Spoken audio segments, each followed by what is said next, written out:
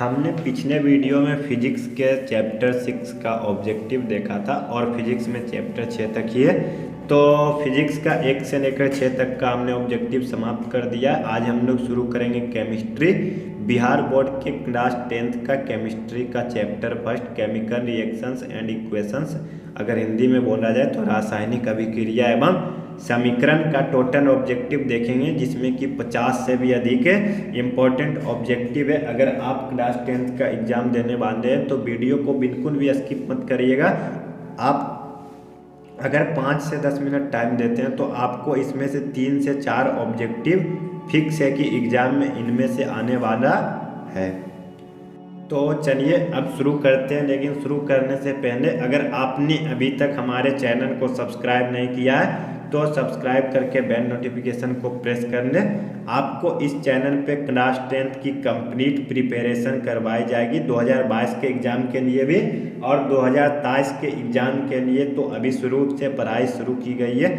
तो चलिए देखते हैं। Number 1, Zn + CuSO4 ZnSO4 + Cu किस रासायनिक अभिक्रिया का प्रकार है? तो देखिए Zn ने Cu को विस्थापित कर दिया तो यह है विस्थापन अभिक्रिया। जब मैग्नीशियम फीती को जलाया जाता है तो उत्पन्न आग की लौ जलती है चमकीली उजला। निम्नलिखित में कौन सा बुझा हुआ चूना है? CaOH का हॉट 2। ठीक है। एक जांच प्रणाली में लिए गए विलयन में एक लोहे की कील को डुबाया गया। आधे घंटे के बाद यह देखा गया कि विलयन का रंग परिवर्तित हो चुका है। तो उस जांच प्रणाली में विलयन था CuSO4 कैल्शियम सल्फेट। ठीक है। Na2SO4 + BaCN BaSO4 + NaCN तो किस प्रकार का अभिक्रिया है? तो देखिए Na और Bna आपस में क्या किया? विस्थापित कर दिया, यानी इसने इसको विस्थापित किया, इसने इसको विस्थापित किया, तो इसलिए 2 बार विस्थापन हुआ है। सो इसका नाम है द्विविस्थापन अभिक्रिया। अब देखिए साग सब्जियों का विघटित होकर कंपोस्ट बनना किस प्रकार का उदाहरण है? देखिए जब साग सब्जियां जब सड़ने लगती है ना तो उससे आप देखते होंगे कि उष्मा बाहर निकलती है। ठीक है। उष्मा यानी उससे थोड़ी थोड़ी गर्मी बाहर निकलती है जब वो सड़ना शुरू करता है। तो जिस अभिक्रिया से उष्मा बाहर निकलती हो, जिस अभिक्रिया से गर्मी बाहर निकलती हो तो उसे हम लोग बोलते हैं उष्माक्षेपी। उपचयन वह प्रक्रिया है जिसमें ऑक्सीजन का योग होता है या हाइड्रोजन का वियोग होता है या इलेक्ट्रॉन का त्याग होता है। तो ये सभी क्या है? उपचयन। अगर ठीक है, जब सोडियम हाइड्रोक्साइड जिंक से अभिक्रिया करता है तो कौन सा उत्पाद बनता है? जब सोडियम हाइड्रोक्साइड यानी NaOH + Z करता है तो ये बनता है Na2ZnO2 + H2। CuO + H2 किस प्रकार का अभिक्रिया? तो देखिए Cu + H2O यानी O जो था इसमें क्या हुआ? OH2 से मिल गया तो ये हो जाएगा अपचयन अभिक्रिया। नीचे दी गई अभिक्रिया में कौन सा कथन सही है? तो देखिए Cu + O2 यानी ऑक्सीजन जो है ये कॉपर से मिल गया है तो इसमें क्या हुआ? कॉपर का ऑक्सीकरण। ठीक है, यानी ऑक्सीजन जो था वो कॉपर से मिल चुका है तो बन गया कॉपर ऑक्साइड, यानी ऑक्सीजन कॉपर का ऑक्सीकरण। निम्नलिखित में कौन सा उत्पाद लेड नाइट्रेट को गर्म करने पर प्राप्त होता है? तो लेड नाइट्रेट को अगर गर्म करते हैं PbNO3 को तो NO2 यानी बनता है और O2।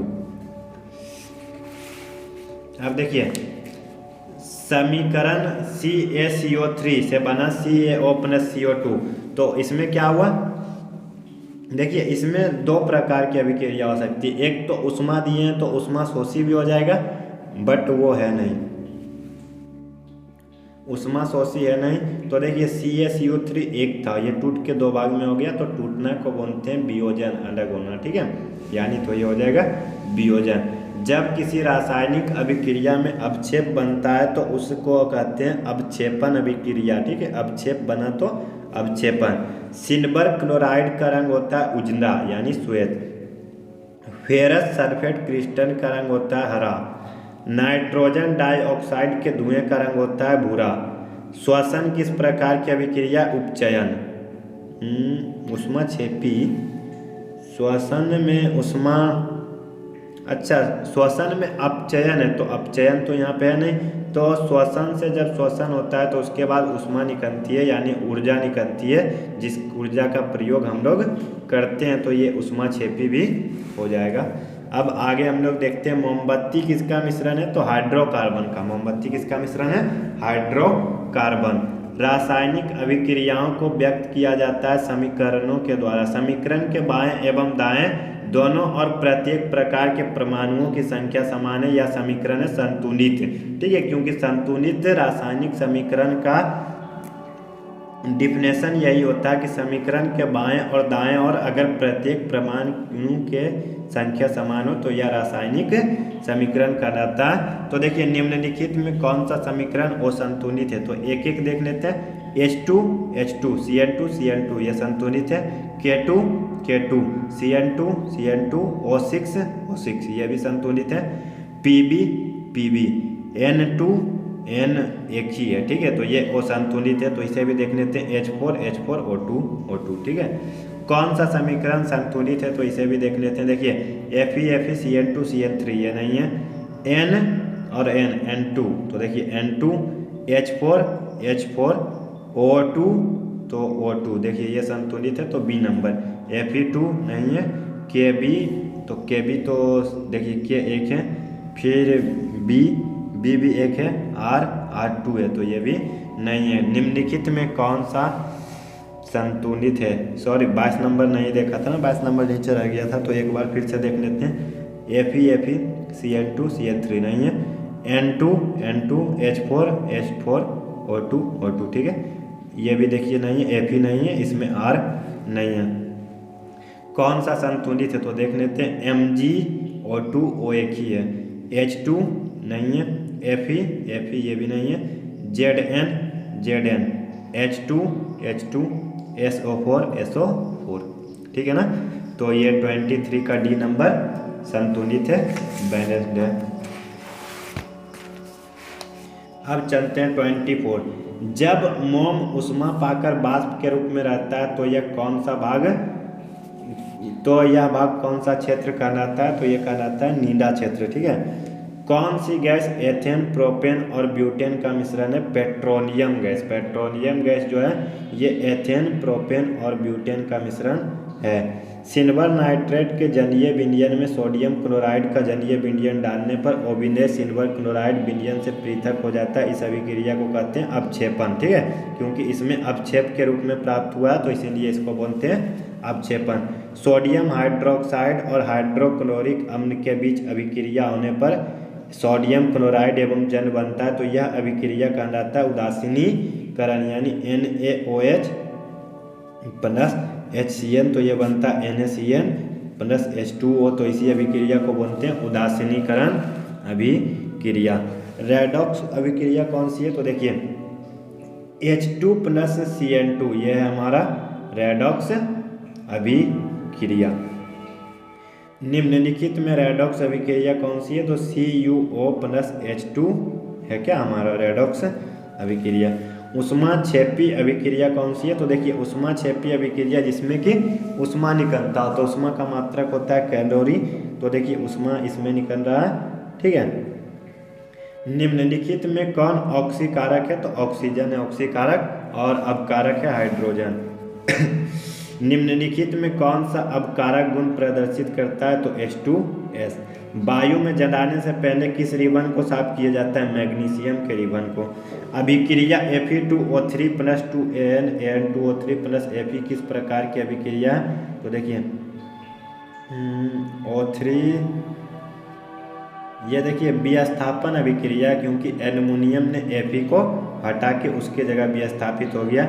जब लोहे की कील को कॉपर सल्फेट में डुबाया जाता है तो विलियम किस रंग का हो जाता है, हरा रंग का। अभिक्रिया 2PbO plus CS plus 2PbS plus CO2। अगर आपको देखिए ये लग रहा होगा कि ब्रैकेट में ये क्या दिया रहता है, तो वो प्रकृति को बताया जाता है, जैसे S से सॉलिड और G से गैसियस, यानी ये सब सॉलिड में और ये गैसियस में है। तो ये लेड ऑक्साइड अपचयित एवं कार्बन उपचयित हो जाता है। देखिए A B plus C D तो बना क्या A D plus C B, तो ये क्या है उभय विस्थापन, यानी ए सी के जगह आ गया और सी ए के जगह आ गया। ठीक है। दूध से दही बनना कैसा परिवर्तन है? रासायनिक, क्योंकि दूध से दही बनने के बाद दोनों का गुण बिल्कुल अलग अलग हो जाता है और फिर दही को हम वापस दूध में बदल भी नहीं सकते हैं। रासायनिक अभिक्रिया में भाग लेने वाले पदार्थ को कहते हैं अभिकारक और बनने वाले पदार्थ को कहते हैं प्रतिफल। वे अभिक्रियाएं जिनके घटित होने में ऊर्जा अवशोषित होती है उन्हें कहते हैं ऊष्मा शोषित, और जिनसे ऊष्मा बाहर निकलती है उसे कहते हैं ऊष्मा क्षेपी।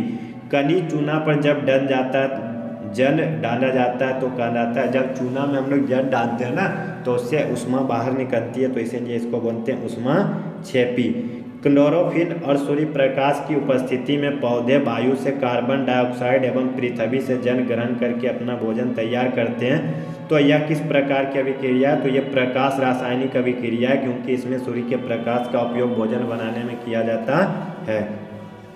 निम्नलिखित में कौन सा पदार्थ सूर्य प्रकाश के अभाव से अपघटित होता है? तो AgBr।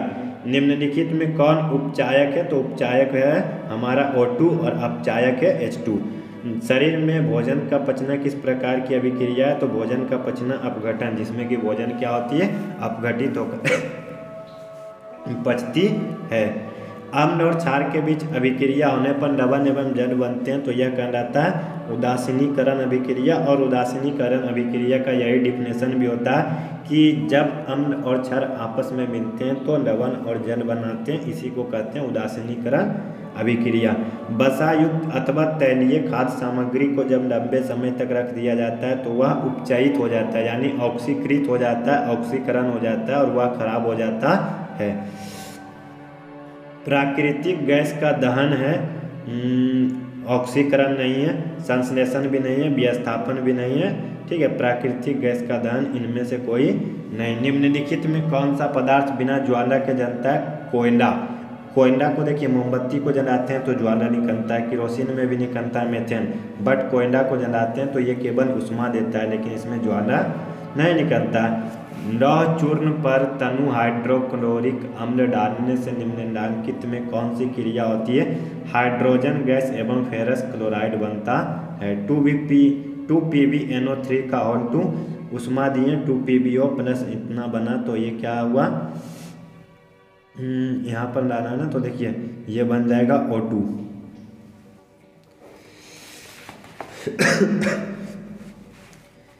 निम्नलिखित में कौन सा युग्म एकल विस्थापन अभिक्रिया प्रदर्शित करता है? AgNO3।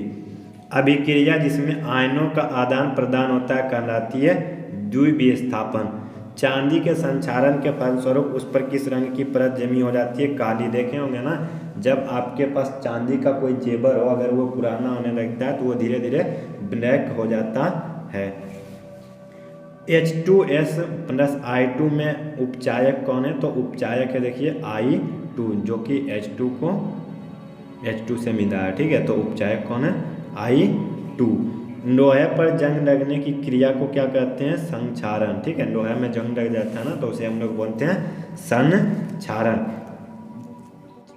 चिप्स की थैली में चिप्स को उपचयन से बचाने के लिए कौन सी गैस भरी होती है? नाइट्रोजन। आप देखे होंगे ना, आप लेके आइए लेज का चिप्स या कोई भी चिप्स, तो उसमें चिप्स रहेगा 5 पीस, लेकिन पूरा पैकेट भरा रहेगा, तो वो जो होता है नाइट्रोजन गैस से। वो इसलिए होता है क्योंकि अगर चिप्स में अगर ऑक्सीजन हवा लगेगा ना तो वो खराब हो जाता है। तो नाइट्रोजन जो है ये ऑक्सीजन का दुश्मन है, ठीक है, विरोधी है।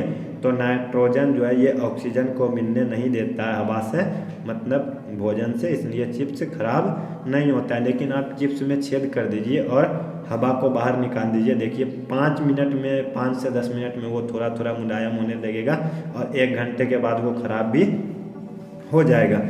नम वायु की उपस्थिति में लोहे की बनी नई वस्तुओं पर कुछ समय पश्चात जंग लग जाता है, जिसमें काफ़ी क्षति होती है। इस क्रिया को कहते हैं संक्षारण। अभी जस्ट ऊपर आया था ना, 2FeSO4 उष्मा दिए तो अलग हो गया।